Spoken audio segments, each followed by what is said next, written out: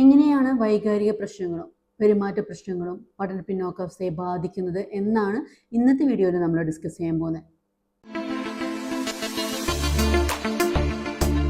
നമ്മൾ കഴിഞ്ഞ ക്ലാസ്സുകളിൽ ശാരീരികമായിട്ടുള്ള പ്രശ്നങ്ങൾ അതുപോലെ തന്നെ മനഃശാസ്ത്രപരമായ പ്രശ്നങ്ങളൊക്കെ പഠനത്തെ ബാധിക്കും എന്ന് പറഞ്ഞിട്ടുണ്ടായിരുന്നു. അതുപോലെ തന്നെയാണ് emotional disorders and conduct disorders. ഈ രണ്ട് കാര്യങ്ങളും പഠന പിന്നോക്കാവസ്ഥയ്ക്ക് കാരണമാവാറുണ്ട്. അത് എന്താണ് എന്ന് നമുക്ക് നോക്കാം.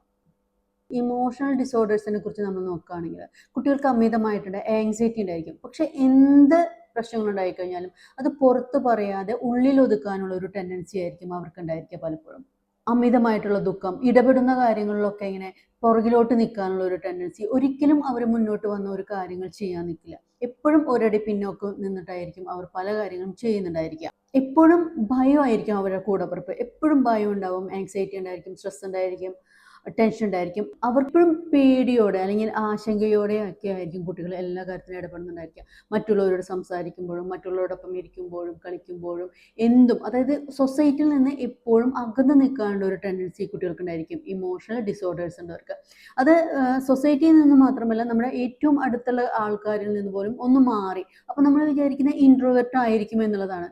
അതുകൊണ്ട് തന്നെ പലപ്പോഴും ഈ കാര്യങ്ങൾ നമ്മൾ ശ്രദ്ധിക്കാതെ പോകും. ഓ, ഇൻട്രോവേർട്ട് ആയിരിക്കും ഉണ്ണി എന്നുള്ള രീതിയിലായിരിക്കും പലപ്പോഴും നമ്മൾ അവരുടെ അടുത്ത് പെരുമാറുന്നതായിരിക്കും. എപ്പോഴും അസുഖങ്ങളെ കുറിച്ച് മാത്രം പരാതിപ്പെട്ടുകൊണ്ടിരിക്കും. തലവേദന എടുക്കണോ, കാല് വേദനിക്കണോ, വയറ് വേദനിക്കണോ തുടങ്ങിയ കാര്യങ്ങൾ എപ്പോഴും പറഞ്ഞുകൊണ്ടിരിക്കും.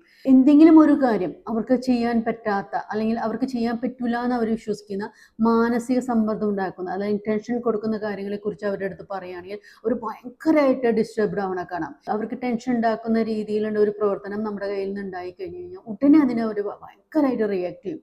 നമ്മളിൽ നിന്ന് മാറി നിൽക്കുക, മിണ്ടാതെ നിൽക്കുക, പിണങ്ങി മാറി നിൽക്കുക, ചിലപ്പം ആ ചുറ്റുപാടിൽ നിന്ന് തന്നെ മാറി നിൽക്കാനായിട്ട് കുട്ടികൾ പലപ്പോഴും ശ്രദ്ധിക്കും. ഈ പറഞ്ഞ കാര്യങ്ങളിൽ ഒരു 4-5 കാര്യങ്ങൾ കുട്ടി തുടർച്ചയായിട്ട് ചെയ്യുന്നുണ്ടെങ്കിലാണ് നമുക്ക് അവന് ഇമോഷണൽ ഡിസോർഡേഴ്സ് ഉണ്ടെന്ന് നമ്മൾ കണ്ടുപിടിക്കുന്നത്. അതുപോലെ തന്നെയാണ് കണ്ടക്ട് ഡിസോർഡേഴ്സ്. അതായത് ആ കാര്യത്തിൽ കുട്ടികളെ എപ്പോഴും ഭയങ്കര ഡിസ്റ്റർബ്ഡ് ആയിരിക്കും, ഭയങ്കര ഹാർഷായിട്ടായിരിക്കും പെരുമാറുന്നതായിരിക്കുക. എപ്പോഴും അക്ഷമയാണ്, ഒരു കാര്യം ക്ഷമയോട് ചെയ്യാൻ അവന് പറ്റൂല. എപ്പോഴും അമർഷവും ദേഷ്യവും ഒക്കെ അവൻ പ്രകടിപ്പിച്ചുകൊണ്ടിരിക്കും. എന്തെങ്കിലും സാധനങ്ങൾ തല്ലിപ്പൊട്ടിച്ചുകൊണ്ടിരിക്കും. എന്ത് ചോദിച്ചാലും കള്ളേ പറയുള്ളൂ. നിരന്തരമായിട്ട് ഇങ്ങനെ കള്ളം പറഞ്ഞുകൊണ്ടിരിക്കും. ഒരു കാര്യം നമ്മൾ കണ്ടുപിടിക്കുമെന്നോ അതറിയുമെന്നോ അതൊന്നും അവർക്കൊരു പ്രശ്നമില്ല. എപ്പോഴും ഇങ്ങനെ കള്ളം പറഞ്ഞുകൊണ്ടിരിക്കും. എന്തെങ്കിലും സാധനങ്ങൾ മോഷ്ടിക്കുക, അത് ചിലപ്പം അവർക്ക് ആവശ്യമുള്ളത് ആവണമെന്നില്ല. ആവശ്യമില്ലാത്ത കാര്യങ്ങളായി കഴിഞ്ഞാലും അവർക്കൊരു ചെറിയൊരു ഇഷ്ടം തോന്നിയാൽ ആ സാധനത്തിനോട് അത് അവർ മോഷ്ടിച്ചെടുക്കും. അത് കഴിഞ്ഞ് കഴിഞ്ഞാൽ അവരത് ഉപയോഗിക്കണമെന്നൊന്നുമില്ല. നമ്മൾ പറയും ക്രിപ്റ്റോമാനിയ എന്ന് പറയില്ലേ, അതായത് കൗതുകം തോന്നുന്ന കാര്യങ്ങൾ കട്ടെടുക്കുക. അത് അവർക്ക് യൂസ്ഫുൾ ആവണമെന്നൊന്നുമില്ല. കാണുമ്പോൾ ഇഷ്ടം തോന്നിയോ അത് കട്ടെടുത്തു. ആ കട്ടെടുക്കുന്നതിലുള്ള ഒരു ത്രില്ല്, അതായത് കട്ടെടുത്തിട്ട് അതാരും കണ്ടുപിടിക്കാതിരിക്കുമ്പോൾ കുട്ടികൾക്ക് കിട്ടുന്ന ഒരു ത്രില്ലുണ്ടല്ലോ, അതാണ് ശരിക്കും അവർ ഈ ഒരു പ്രവൃത്തിയിൽ അനുഭവിക്കുന്നത് അല്ലെങ്കിൽ ആസ്വദിക്കുന്നത്. വിധം ഉള്ള കുട്ടികൾക്ക് ഒരിക്കലും അവനവൻ്റെ ഏജിനനുസരിച്ചിട്ടുള്ള ഫ്രണ്ട്ഷിപ്പ് ആയിരിക്കില്ല ഉണ്ടായിരിക്കുക. അവർക്ക് അതിനേക്കാൾ മുതിർന്നവരുമായിട്ടായിരിക്കും ചങ്ങാത്തം. അതുപോലെ തന്നെ ഡ്രഗ്സ് യൂസ് ചെയ്യുക, വീട്ടിൽ നിന്ന് ഒളിച്ചോടി പോവുക, അങ്ങനെയൊക്കെയാണ് ഈ കണ്ടക്ട് ഡിസോർഡേഴ്സ് ഉള്ള കുട്ടികൾ പെരുമാറുന്നുണ്ടായിരിക്കുക. ഇങ്ങനെയുള്ള കുട്ടികളെയാണ് നമ്മൾ കണ്ടക്ട് ഡിസോർഡേഴ്സ് ഉള്ള കുട്ടികൾ എന്ന് പറയുന്നത്. അപ്പോൾ ഇവർക്ക് പ്രത്യേകമായിട്ടുള്ള ഒരു ശ്രദ്ധ വേണം. ഒരു കുട്ടിക്ക് ഇമോഷണൽ ആൻഡ് കണ്ടക്ട് ഡിസോർഡേഴ്സ് ഉണ്ടോ എന്നറിയാനായിട്ട് ഒരു 23 ക്വസ്റ്റ്യൻസ് ഉണ്ട്.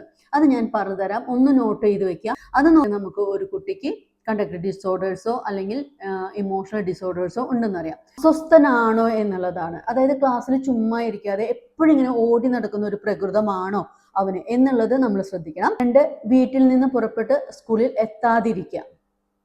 3, പരിഭ്രമിക്കുക. ഒരു ഇരിക്കപ്പുറതി ഇല്ലായ്മ കുട്ടികളിൽ കാണപ്പെടുന്നുണ്ടോ എന്ന് നോക്കുക. 4, സ്വന്തം സാധനങ്ങളോ മറ്റുള്ളവരുടെ സാധനങ്ങളോ നശിപ്പിക്കുന്നുണ്ടോ എന്ന് നോക്കുക. 5, മറ്റു കുട്ടികൾ അവനെ ഇഷ്ടപ്പെടുന്നോ ഇല്ലയോ എന്ന് നോക്കുക. 6, എല്ലായ്പ്പോഴും എന്തിനെ കുറിച്ചൊക്കെയോ ആലോചിച്ച് വിഷമിച്ചിരിക്കുന്ന സ്വഭാവമുള്ളവനാണോ. 7, ഒരു കാര്യത്തിനും മറ്റൊരാളുടെ സഹായഹസ്തങ്ങൾ സ്വീകരിക്കാതിരിക്കുക. കാരണം ആ കുട്ടിക്ക് എന്ത് ചെയ്തു കൊടുത്തു കഴിഞ്ഞാലും അല്ലെങ്കിൽ എന്ത് ചെയ്തു കൊടുക്കാമെന്ന് പറഞ്ഞാലും അവനത് സ്വീകരിക്കാതിരിക്കുക. 8, പെട്ടെന്ന് ദേഷ്യം വരിക. 9, ചില ജ്യേഷ്ഠകൾ ഉണ്ടായിരിക്കുക. അതായത് അവരുടെ പോച്ചേഴ്സ് പെട്ടെന്ന് മാറുക. കോച്ചി വലിക്കുന്ന പോലെ അല്ലെങ്കിൽ എന്തോ ദേഷ്യം പിടിക്കുന്ന പോലെ കയ്യും കാലൊക്കെ ഇങ്ങനെ വിറപ്പിച്ചുകൊണ്ടിരിക്കുക. 10, പലപ്പോഴും നിരാശനായിട്ട് കാണപ്പെടുക. എപ്പോഴും എന്തെങ്കിലുമൊക്കെ ആലോചിച്ച് കണ്ണ് നിറഞ്ഞിരിക്കുന്ന ഒരവസ്ഥ. 11 വിരൽ കുടിക്കുന്ന സ്വഭാവമുണ്ടോ എന്ന് നോക്കുക. 12 നഖം കടിക്കുക. 13 നിസ്സാര കാരണങ്ങൾ പറഞ്ഞിട്ട് സ്കൂളിൽ പോവാതിരിക്കുക. 14 തീരെ അനുസരണയില്ലാതിരിക്കുക. 15 ഏകാഗ്രത കുറവ്, ശ്രദ്ധ കുറവ്, ഒന്നിലും അവന് ഫോക്കസ് ചെയ്യാൻ പറ്റാതെ ആവുന്നുണ്ടോ എന്ന് നോക്കുക. 16 പുതിയ സാഹചര്യങ്ങളിൽ അല്ലെങ്കിൽ പുതിയ ആളുകൾ, പുതിയ രീതികളോട് ഒട്ടും അവന് കൂട്ടുചേരാനായിട്ട് പറ്റാതിരിക്കുക. എപ്പോൾ എന്ത് കാര്യം പുതുതായിട്ട് നമ്മളൊരു കാര്യം അവൻ്റെ അടുത്ത് പറഞ്ഞു കഴിഞ്ഞാലും അതിൽ നിന്ന് മാറി നിൽക്കാനുള്ള ഒരു ടെൻഡൻസി അവൻ കാണിക്കുന്നുണ്ടെന്ന് നോക്കുക. 17 ആവശ്യത്തിലധികം തിരക്ക് കാണിക്കുക, എപ്പോഴും ബിസിയാണ്, അല്ലെങ്കിൽ അവനെ ഒട്ടും നേരമില്ല ഒരു കാര്യം ചെയ്യാൻ, ഒരു കാര്യം നമ്മൾ പറഞ്ഞത് കേൾക്കാനായിട്ട് ഒട്ടും ശ്രദ്ധയില്ലായ്മ കാണിച്ച് അവിടെ നിന്ന് ഭയങ്കര തിരക്ക് അഭിനയിച്ചിട്ട് അവിടെ നിന്ന് മാറിപ്പോകുന്നുണ്ടോ എന്ന് നോക്കുക. 18 നുണകൾ ഇങ്ങനെ പറഞ്ഞുകൊണ്ടേയിരിക്കുക, ഒരു നുണയിൽ നിന്ന് അടുത്തതിലേക്ക് എന്ന രീതിയിൽ നുണയല്ലാതെ ഒന്നും പറയില്ല എന്ന ഒരു അവസ്ഥ ആ കുട്ടിക്കുണ്ടോ എന്ന് നോക്കുക.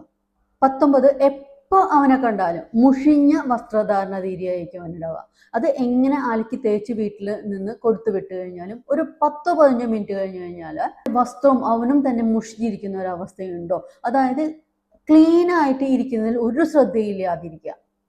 20 എപ്പോഴും വേദനകളെ കുറിച്ച് പരാതി പറയുക, എപ്പോഴും എന്തെങ്കിലും അസുഖമുണ്ട്, കാലുവേദനയുണ്ട്, മുട്ടുവേദനയുണ്ട്, അങ്ങനെയുള്ള എപ്പോഴും അസുഖങ്ങളെ കുറിച്ച് മാത്രം പറഞ്ഞുകൊണ്ടേയിരിക്കുക. 21 സ്കൂളിൽ വരാൻ, അത് ഏത് ഏജിലായി കഴിഞ്ഞാലും ഭയങ്കരമായിട്ട് മടി കാണിക്കുക, എപ്പോഴും കരഞ്ഞ് ബഹളം വെച്ചുകൊണ്ട് മാത്രമേ അവന് സ്കൂളിൽ വരികയുള്ളൂ. അത്രയും മടിയാണ് അവന് സ്കൂളിൽ വരാനായിട്ട്. 22 വിക്കലുണ്ടായിരിക്കുക, അതായത് എന്ത് പറഞ്ഞു വന്നാലും സ്പീഡിലോ മറ്റോ കാര്യങ്ങൾ പറഞ്ഞു വരും, വിക്കലോട് കൂടി സംസാരിക്കാം. ലാസ്റ്റ് വൺ 23 മറ്റുള്ള കുട്ടികളെ ഭീഷണിപ്പെടുത്താം. 23 ക്വസ്റ്റ്യനെയറും ചെക്ക് ചെയ്യുക, എന്നിട്ട് ആ കുട്ടിക്ക് അങ്ങനെ ഒരു പ്രോബ്ലം ഉണ്ടോ എന്ന് തീർച്ചപ്പെടുത്താം. നമുക്ക് നെക്സ്റ്റ് വീഡിയോയിൽ കാണാം. Bye bye.